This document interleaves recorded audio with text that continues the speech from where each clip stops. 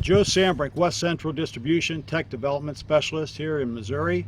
I'm along the Missouri River here west of St. Louis, about 30-40 miles near Augusta, Missouri, standing in a vineyard here that has received some drift damage from an adjacent field here to my south that was recently sprayed with a burn down application.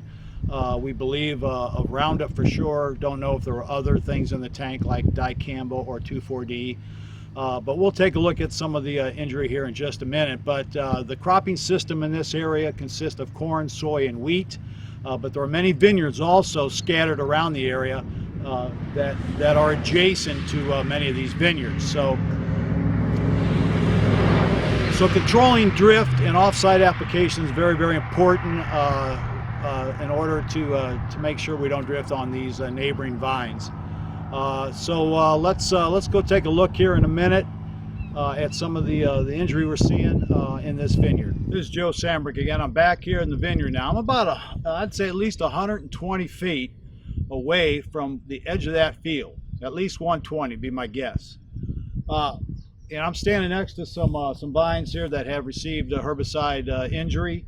The injury consists of several things here that I'm seeing. I don't know if you can see that in this picture here or in the video here, but this is the new growth coming out of the end of those vines. So this is the brand new growth, and I am seeing some chlorosis, which indicates to me that there likely was glyphosate in the tank when they sprayed across the road there.